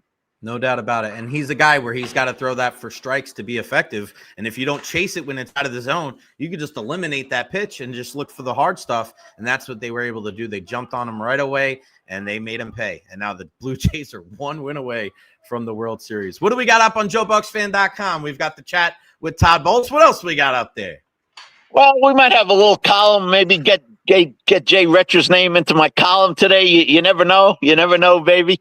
But I like where the Bucs are, Jay. Now, look, they got the Pats, the Bills, and the Rams. They do. Yeah, that's a tough putt, buddy. I'll tell you what, Jay, if they can win 2 out of those 3 and be 8-3, you know those last 6 weeks, Jay. You know them. Carolina twice, Miami, Atlanta. It's not a grind. It's not a grind. So we at New Orleans again. I think the Bucs are in good shape, and you're gonna read all about it on Joe Bucs Fan. JoeBucsFan.com. Go check it out. What do you got going on the rest of the week? You know what? I'm on a diet, Jay. So I'm down about 7 pounds. I played Nice. 9 holes this morning. And shot a 50, Jay. A 50. Wow. For me that's good. For me that's good. So I'm going to play a little tennis tomorrow, Jay. Try to take off another half a pound, and then watch a Sunday without Buck football. It's going to be a little strange. Going to be crazy. I was losing weight because we haven't had any home games, and when we have home games, we're there 2 hours before kickoff eating all the food. That's the best diet. Buccaneers bye weeks and Buccaneers away games. There you Jay, go. Say hello to Phil for me tonight. Say You're hello the to best. Phil for me. Ira, thank you, buddy. I'll talk to you soon. Thank you. Yeah. See you, babe. See you, man. the great, the sage, Ira Kaufman, JoeBucsFan.com. My guys, Lee and Steve and Ira, they do such a great job. JoeBucsFan.com. Go check them out. What a great chat with Todd Bowles. You want to read all about that stuff. And, they brought up something about Servassier Dennis. That's why we talked about it with Ira, about, a lot of people are getting on him, but, there were some good things. And that's what I like about Servassier Dennis is, yeah, maybe he's not the coverage linebacker that a lot of people thought he was going to be, but he's doing a lot of other good things. And if you play fantasy football like I do and you see some of the statistics, like he's getting sideline to sideline. There's some good things. Now he's struggling against some of the better running backs in the league, but who the hell isn't, right? Who's not having trouble with Saquon Barkley and Jahmyr Gibbs and Christian McCaffrey and Bijan Robinson? Like sometimes he's a man on the island out there, and I don't know if it's because it's him or somebody else where he's really catching some unnecessary blame, but really good stuff with Ira Kaufman. Remember him from his Tampa Tribune days and now with JoeBucsFan.com. I've covered Lightning games with Ira, Rays games with Ira, and, of course, a ton of Buccaneers games. Just a really, really good dude. Every single time he joins the program, it is a whole heck of a lot better. What's going on here at, Benchmark International Arena? We have the Rink of Dreams game going on. It's 4-2. It's funny because they have like the Dallas Stars thing, and it's like there's still the names of the Vegas Golden Knights guys. It says Hertel, Eichel, and Dorofeyev. That's got to be cool, though, man, to be able to play a game here at Benchmark International Arena. Really, really good stuff. What else is really good stuff is our friends here, Honest Hammer Custom Builders, LLC, 813-244-0956. They take care of you, man. They really do. Let's take a look at the website real quick before we chat with our good pal, Eddie Encina. Everyday Eddie Encina.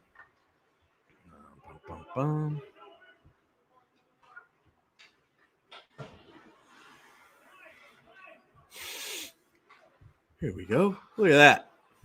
Look at that. Look at that. JJ Moser was giving me crap today. Oh, where have you been? I haven't seen you in a couple days, blah, blah, blah, because he's a big Manchester United fan too. And he's like, oh, man, we go on a winning streak and you're nowhere to be found. And I'm like, you're talking about the Lightning or the United? He's like, both. So if the Bolts lose tonight, I probably can't come back for a while. Honest Hammer Custom Builders, LLC, 813-244-0956. Go give him a call. Tell him that you heard it right here on the Jay Recher podcast. Get you a discount. TheHonestHammer@gmail.com. Honest Hammer General Contractor Company, CGC 153116. Again, TheHonestHammer.com. My buddy Russ over there, he's just the best, man. He really is. He commented before checking in on the program. He was saying, "Yeah, Savage was a savage last night." Russ is that dude, man. He really is. A Tampa-based sports fan, a USF grad. I'll be getting out in the next couple weeks to his job site again to see what they're all about. Just love the guy, man. I'm just so happy that he's with us here on the program. And these are the kind of people that you want to trust, right? When you're working on your house, this is your home. You're trying to improve your home. This is the guy to go to because you hear all these horror stories about contractors and stealing money from people. That's not them, man. You can trust Honest Hammer Custom Builders. I give you my word. Kitchen, bathroom renovations, you have a plot of land, you want to build a new house, Honest Hammer is the way to go. Also, my friends over at Evara Health, you just heard the conversation with our pal, Dr. Carlos Rodriguez, everahealth.org. Just look at all the different services that they do: family medicine, pediatrics, dental, women's health, behavioral health. If you need somebody to talk to, right? They've got it all. And again, I always like to bring this up. 17 locations. I was at the High Point one. Unbelievable. And the Evara Health Institute. I can't say enough nice things about the Evara Health Institute because it reminds me of what I did when I went to broadcasting school.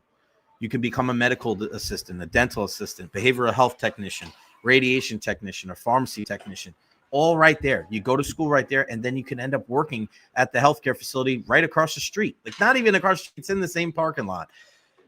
Head on over there. It's just such a great place. It's clean. There's no insurance that they don't take. They have a sliding fee for the uninsured. It's just such a great place to be around. And if you can tell anything from Evara Health, just listen to our discussion with Dr. Carlos Rodriguez. Like that's the kind of guy that works there. He's an incredible human being. Like, that's the thing. If you're going to be partners with me here on the program, is you got to be a great person altogether. Like our pal. Look at our pal, Honest Hammer, our guy Russ. More photos and videos coming up. Great interviews today. Been catching up with the other pods from this week, crushing it. Just like La Savage. You're the best, pal. Thank you so much, man. That's what it's all about, man. We speak about this a lot when we were talking about Coach Golish and the late, great Amir Abdur-Rahim, and just talking about the type of people that you surround yourself with. Good people, down to their core. And that's what Russ is. That's what the people at Evara Health are. I mean, those are the kind of people that you want to be able to work with. Those are the kind of people that you want to associate yourself with. And that's the only reason why they're partners here on the Jay Recher podcast, man. This is, and we're going to continue to grow. I've more discussions coming up. We had a change when it came to the T-shirts. I changed something. I had an idea for something. Then when I looked at it, I didn't like it, so I had to switch it. So we're going to have to wait till next week for that. That's on me. Nobody else. That's on me. The way, and it wasn't anybody's fault as far as the design of everything. It's just kind of the direction that I wanted to go in with everything. It just wasn't really what I wanted. So we're working on it. It's getting closer. Trust me.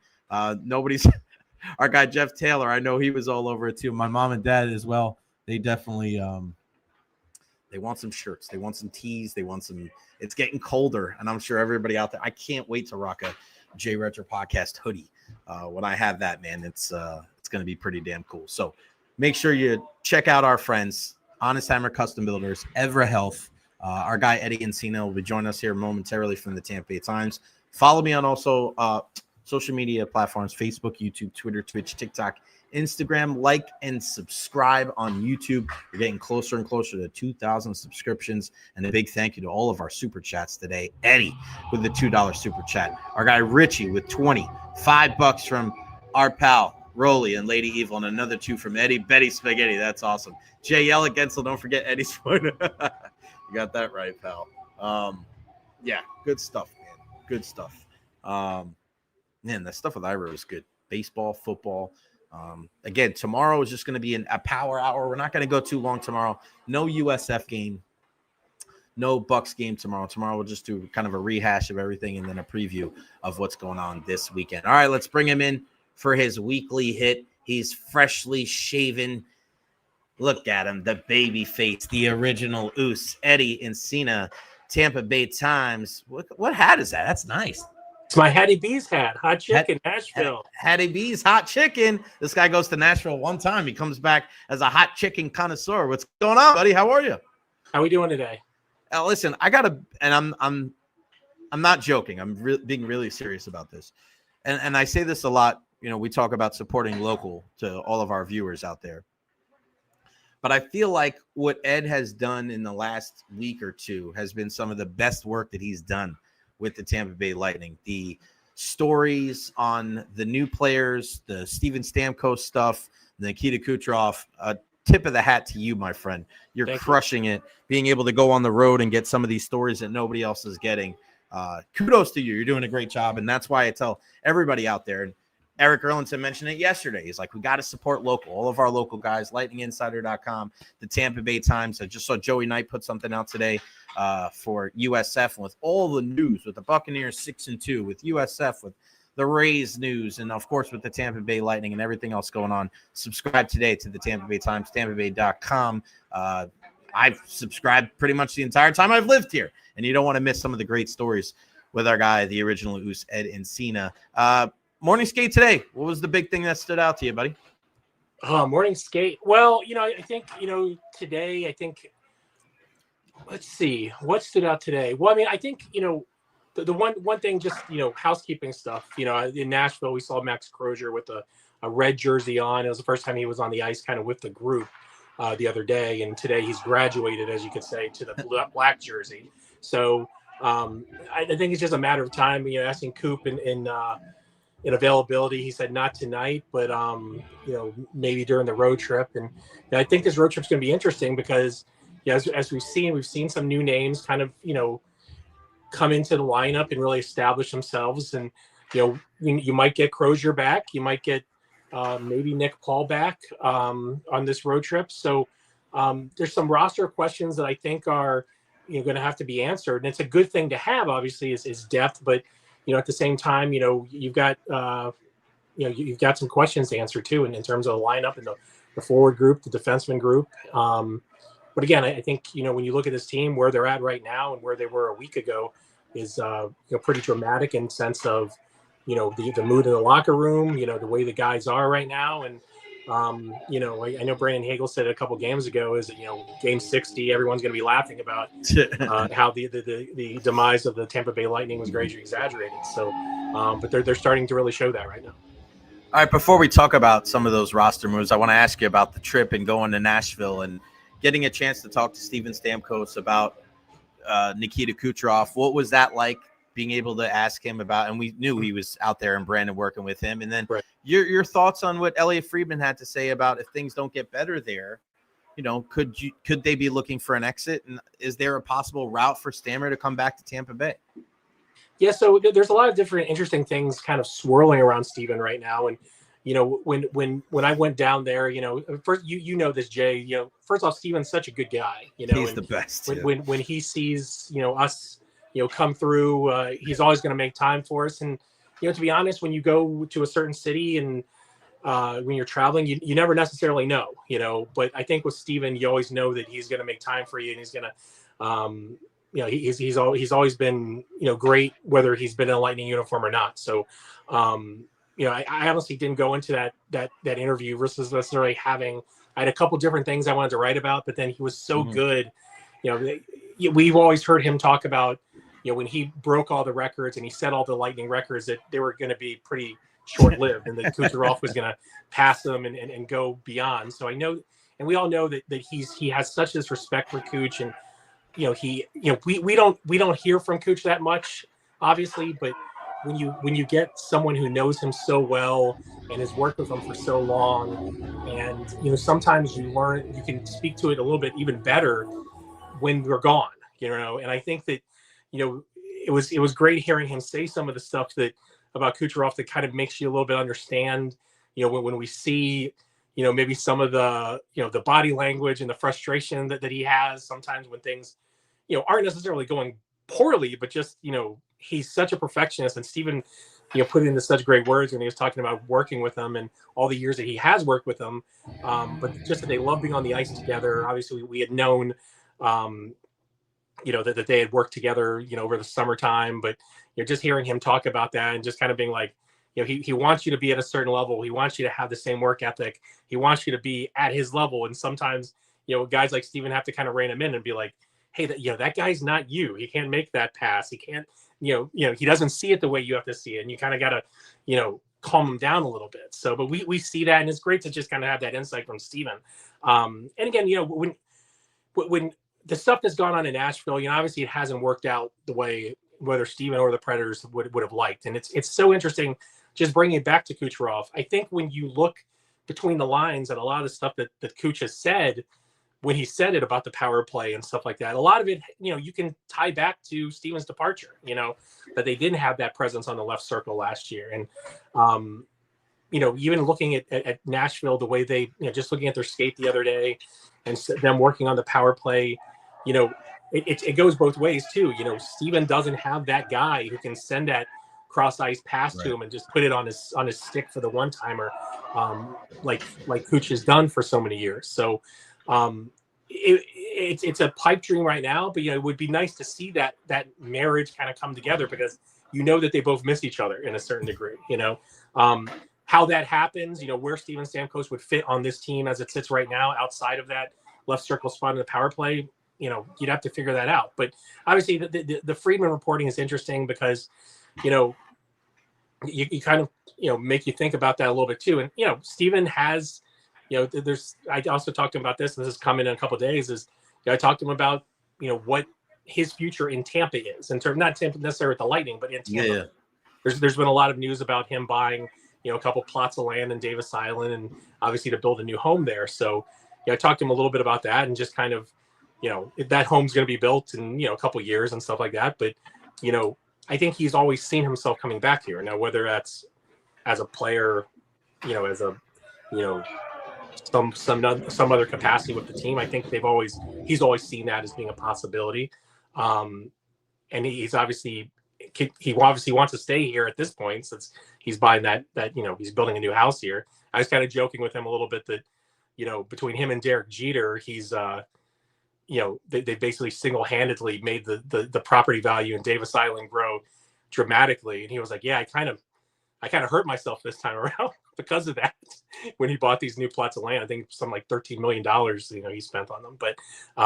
But yeah, so there's so much that has to come to get to that point, and it's not easy, but it obviously hasn't worked out well for him, and I know he's been frustrated by that, but I think we'll have to see how this all shakes out, because it's something that I don't know, it's something that I've always thought that one day he will be back here. I don't necessarily think that he'd be back here soon, but one day that it just is too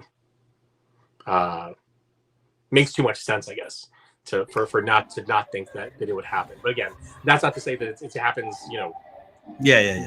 This no, year, but I'm with you. Like they say, oh, you can't go home again. Like, well, yeah. Ryan McDonough did, and Yanni Gore did, and right. I think Stammer is just like, it just fit in so well. You know what I mean? Like it's right. just you got to go, and I'm with you, man. I think it's got to happen. I want to point something out real quick because, man, we have some of the best viewers, best listeners. Q Puppy says some lady on here.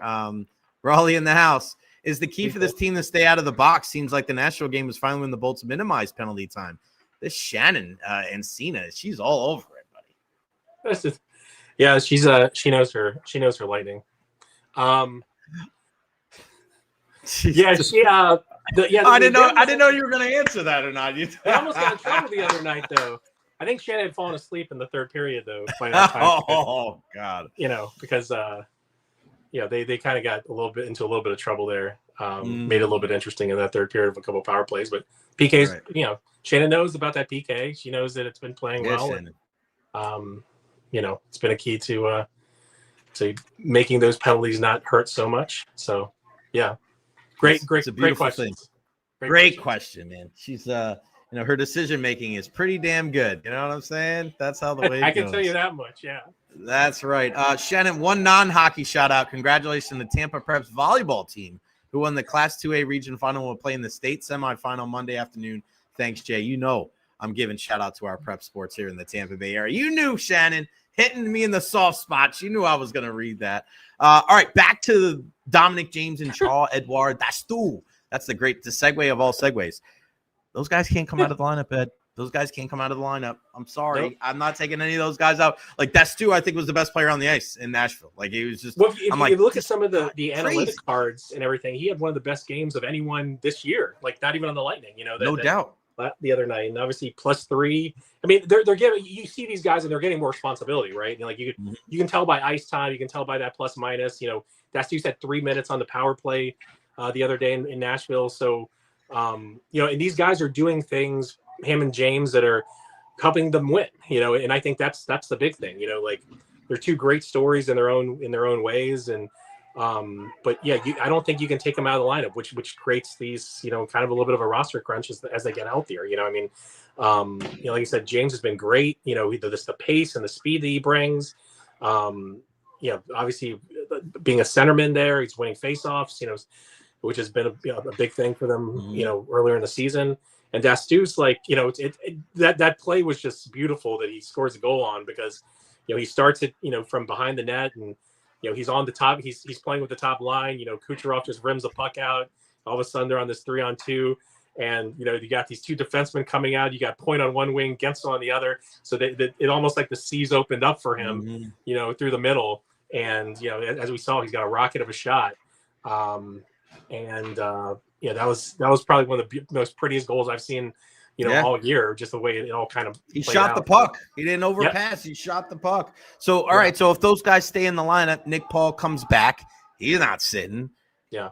Who are we looking at, Ed? Who are we looking at? Like, and let's say, all right, Crozier and Nick Paul come back in 2 weeks. Who's coming out of the lineup? Well, what's really interesting is they've been doing recently is this whole kind of 11.5 with 11.5 and 6. Yeah. Thanks, Curtis Douglas. Right. So, I think, that's, you look at that, but also I think you look at, guys whose ice time has decreased is Gage Gonzalez. I mean, he's had a couple games where I think the other night it was like around 9 minutes and 3 of it on the power play. So, he's losing time in 5-on-5. So I think when you look at him, obviously the Douglas the Sorelli line has been the one that's been kind of paired with Douglas a little bit, or in 11 and 7 had needed the double shift guy. So I think when you look at that, those are a couple guys. The defense core, I mean, right now they're playing a bunch of lefties, which is something that Coop has liked to be even. Having the left hand guys on the left side, right hand guys on the right side. So I was a little, when you see Destouche play the left side, you see Littleberg play the right, and kind of switching over on that third pairing. When Crozier comes back, it makes it a little bit more even. Like I said, you can't take Destouche out of the lineup. We've seen, we've also seen Destouche take a lot of that penalty power play. Power play time on the second unit, which has been held by Darren Radish. So, and Raddy's been scratched a lot. The last time it wasn't because of a healthy scratch or anything. He was back home and becoming a new dad. So, but I think you look at those guys. I know the fans have a. They picked up Emil Littleberg as their guy who they he's the guy this year, isn't he? Not too happy with, and he certainly hasn't helped himself with the penalties. But there's been a lot of opportunities for them to take him out of the lineup, and they haven't. So I think that's another thing to watch too. But as these guys get healthier, I think you can see kind of how the minutes are playing out and how the lineups are and stuff like that. And kind of those are the guys that I kind of point to towards maybe those guys sit. But again, when it comes to the roster itself, it's not easy because you've got to, there's guys who've cleared waivers, there's guys who haven't cleared waivers, and you'd have to make them eligible. I mean, we see Mitchell Chafee go down. I think that was a little bit of a surprise, but now since he has cleared waivers, he's a guy that you can kind of bring up and down a little bit now if you do need him. So I think those always come into consideration. Destouche is a guy who has gone, up and down. We saw him he was one of the forgotten members of the Syracuse Six for that last preseason game with Scott Sabourin, who's come up and down, and now no longer has to serve any more games. So we might see him up on November 15th playing at some point. So, but again, what's that going to look like, Ed? What's that going to look like on that day? Yeah, I do wonder. I do wonder whether that's whether you're sticking with Douglas until then. But again, I really do think they're interested, as much as he's that physical guy who can fight. I do think that they're really interested in him as a hockey player, obviously, and trying to figure out what he can do. And that's why the 11 and a half and 6 is a little confusing, because I don't know how much you find out about him by only shifting, giving him 4 shifts, 3 minutes of playing time in some of those situations. You've got the guys who stood out, it's because they've done little things right. Whether it's Destouche on the power play, we've seen guys like Finley win spots because of being able to play special teams, winning faceoffs, stuff like that, but yeah, I mean, Jack Finley's another guy. He's not really playing much, but he's a guy that you would probably, you'd be a little hesitant to run through waivers at this point because of what he's done, and so I think that's a tough thing. It's like, but surprising about Finley. Yeah, I mean, I think once you got Douglas, you want it. You really, it's a tryout during the in-season tryout for the guy. And Finley's kind of been the odd man out with that because he played so well. But so in the preseason he played well. Yeah, he played great. And like you said, it's you make this team and you get minutes by doing little things that help the team win. And you can see that with James, you can see that with Destouche. Those guys aren't coming out of the lineup, like you said. I mean, it's and especially when you're winning games too. I mean, those guys are both directly correlated with and the return. Obviously, the return of Zemgus Girgensons too is something that probably isn't talked about as much. They're winning games since all those guys have been in the lineup, so you don't mess with that when it's going right. I love that fourth line of Zemgus Girgensons, Yanni Gordon, Pontus Holmberg. You just got 3 grinders that are just relentless on the forecheck. Ed, before I let you go, man, I want to talk some baseball with you. Longtime beat writer for the Baltimore Orioles. The Blue Jays 1 win away from winning the World Series. Freaking incredible. What do you make of the freaking fall classic here, man, between the team? Or I thought the Blue Jays were going to get swept, and here they are, 1 win away from being the champs.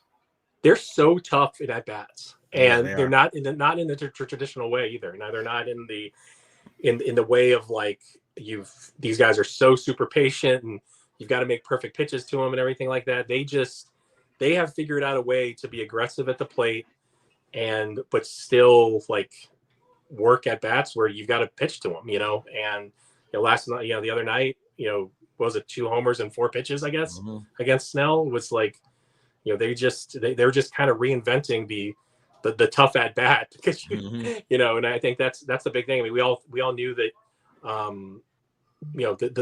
with the Dodgers, they carried such good pitching going into the World Series, and and then you've got guys like Savage who, what a remarkable story about him, starting the season and playing over in Dunedin, yeah. And now it's it's incredible. I love the story. I'll tell you something. I mean, like I love Toronto when it's when they play meaningful baseball games, because that place is just packed, and just you feel that energy in the city, because this is too easy, but I mean Toronto hasn't felt that in hockey, no, for sure.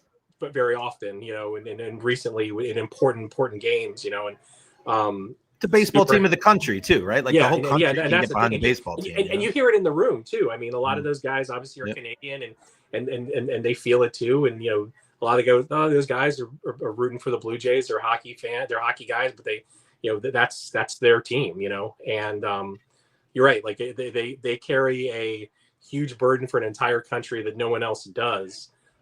Maybe in professional sports, I guess, the Raptors maybe to a certain degree, but no, you're right.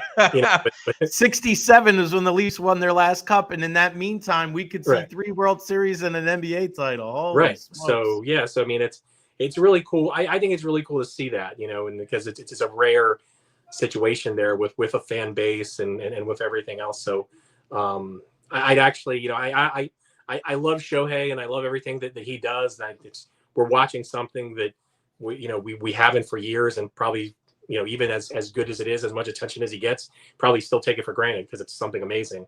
But at the same time, the Blue Jay story is one that's really cool. And like I said, the fact that Canada, it's Canada, hockey may be Canada's sport, but I do know that like when that team gets going, they get behind it. So as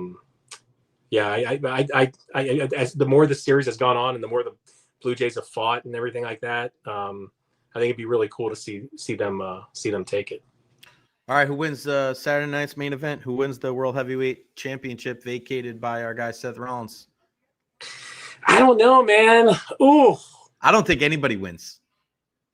Like I think something crazy happens. Yeah. I think somebody returns. I think Lesnar comes back. I think Chris Jericho comes out. I think something crazy happens. I don't think either one of the guys win.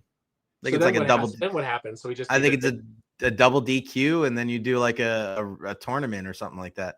I just don't see the point in CM Punk or Jey Uso winning the title. I don't see why that.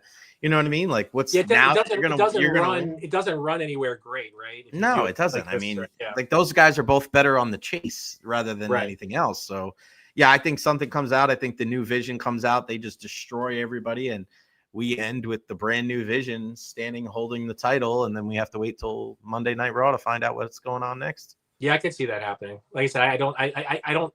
It's hard for me to pick a winner between those two guys because, like I said, I don't know where it runs after that for both. Because they're both really good. Their chase is their story, So. Yeah, or because Jey Uso's been kind of teasing this little heel turn. Does Jimmy turn on Jey, or does Jimmy come out and help? But help against CM Punk, like nobody's going to come out and help him. That's the weird thing in this whole process. Two baby faces. What do you think, Raleigh? Raleigh, where is he? What do you think? Raleigh, what do you think? Make sure you guys support the Tampa Bay Times, tampabay.com. Support local, man. I tell you guys this all the time, but especially Ed doing such a great job these all the time, but especially in these last couple of weeks with the Cooch stuff, the Stammer stuff, and the new players for the Tampa Bay Lightning. Ed, always appreciate your time, my brother. I'll see you later on tonight at the arena, and we'll talk to you again next week. For sure, man. Thanks for having me again, as always. You're the man, the one and only, the original Oos, Ed Encina, Eddie in the Yard. Follow him on Twitter /X. And again, subscribe today. tampabay.com, man. Got to support our local, support all the great stories that Ed has up there. All right, guys, it's going to wrap it up for me. It's cold up here in the suite. Yay!